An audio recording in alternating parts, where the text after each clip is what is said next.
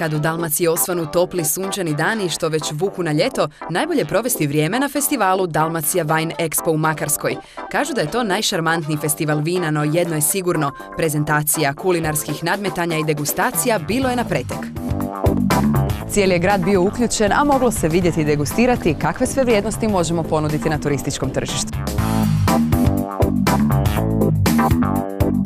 Zagrebačka banka ima posebne kreditne programe za vinare, maslinare i proizvođače hrane, koji im omogućuju da svoje proizvode dovedu do vrhunske kvalitete, a svoj posao razvijaju u skladu s mogućnostima i planovima.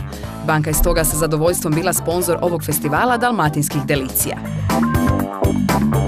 U sklopu Dalmacija Wine Expo svečano su dodijeljena priznanja najboljim dalmatinskim restoranima.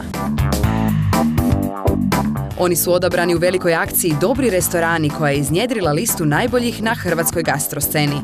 Zagrebačka banka je partner projekta Dobri restorani, podupirući i na taj način poduzetnike u ugostiteljstvu, od kojih su mnogi za svog partnera odabrali upravo Zagrebačku banku. Različite zemlje na različite načine privlače turiste i predstavljaju se na međunarodnom tržištu, a mnogima je adut upravo gastronomija. Ipak, ovaj festival pokazao da su naši aduti itekako jaki, pogotovo pod blještavim dalmatinskim suncem.